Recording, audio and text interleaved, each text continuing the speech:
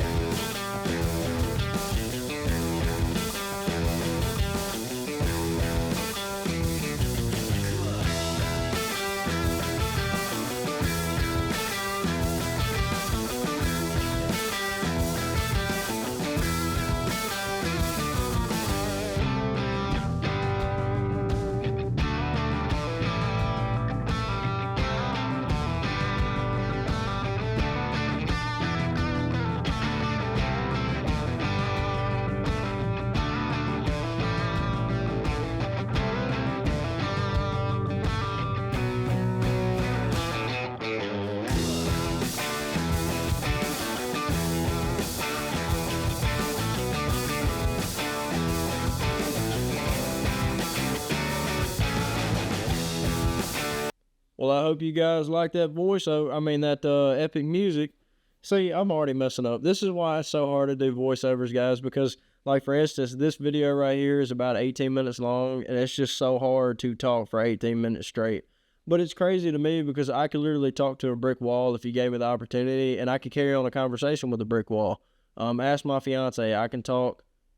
I've got the gift of the gab, is what we call it in the South. I could just talk, and I never stop talking. But anyway, it's just hard to do these voiceovers and explain what I'm doing because I get tongue-tied and I'll mumble, and I just, man, I got a Southern accent, so it's just hard to understand what I'm even saying. But what I'm doing right here is I'm cutting a cross piece for the middle of the base of the swing, and I did that just for extra support. And also, when I put the slats for the swing on, I'm going to screw them all in, and I wanted a place to screw in the middle.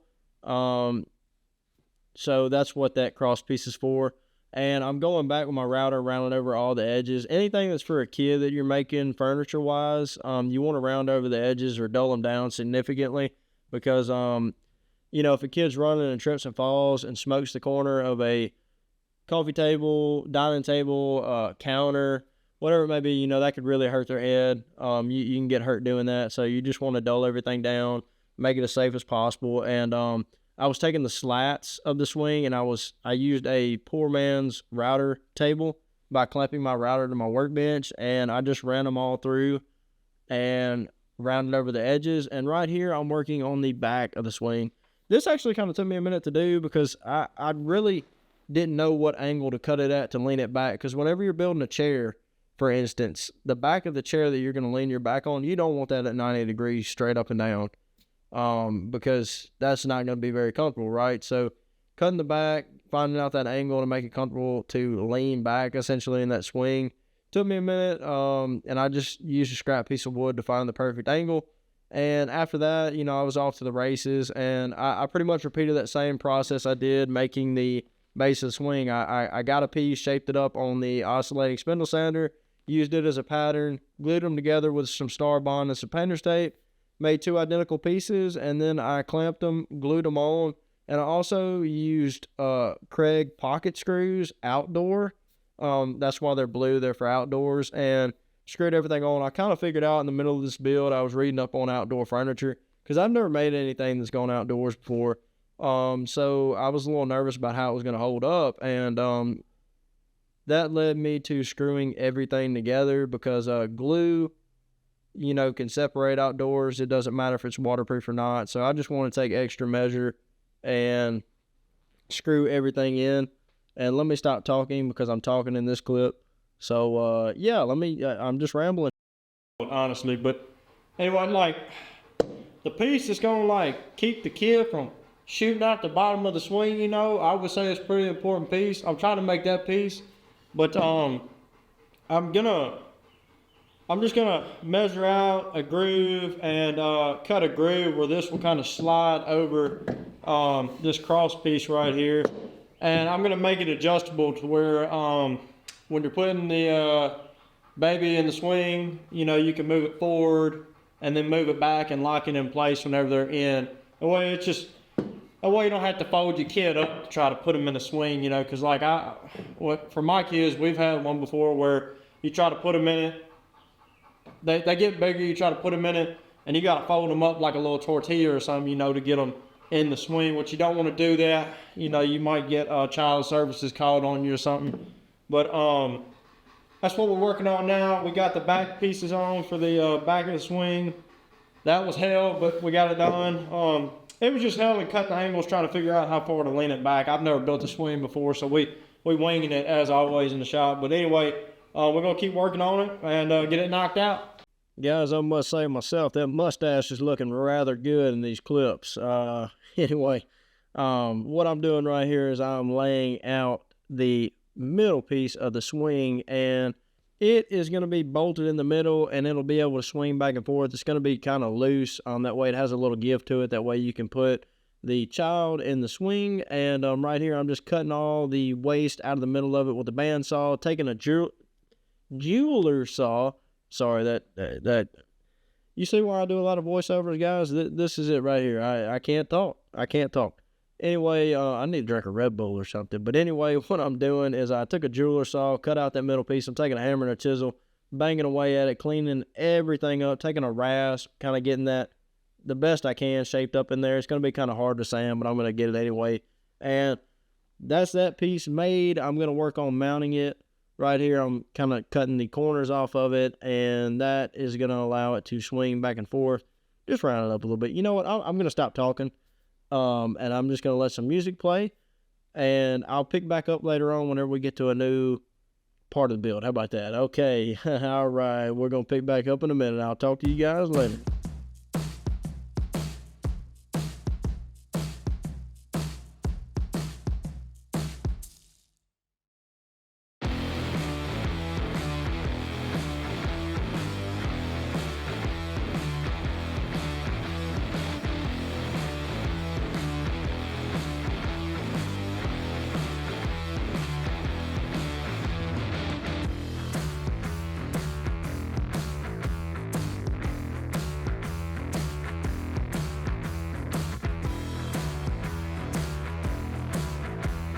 All right, guys, I'm back. Hopefully I don't lose my train of thought, and I can finish this part of the voiceover for this next part of the project.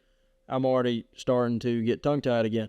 Anyway, what I'm doing is the same thing I've been doing since the beginning of the video. I'm taking a piece that I roughed out and sketched up on the I sketched it out with a pencil, cut it out with a bandsaw, took it over to the oscillating spindle sander and shaped it up, got it looking how I like it.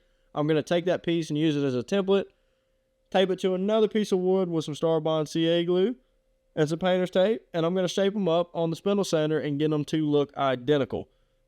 You'll see that clip in a minute. But after that, I'm just going to work on attaching them to the swing, and by doing that, here's how I did it. I took a torpedo level and my finish nailer, and I just kind of got them level and where they looked good and looked even, and I tacked them on, and then I worked on making some supports that go under them that are going to screw into the base. Jesus Christ, I'm struggling, guys. Please bear with me. You know what? I think I'm just going to put some more music on and let y'all watch that part without me doing a voiceover. And I just want to say, look, the music is not the best. In order to not get copyrighted on YouTube, you have to use like elevator music or music you'd hear in a shopping mall. And it's not the best, but you just got to deal with what you got. You know what I'm saying? So do the best with what you got. But anyway, here's the music. Jesus Christ.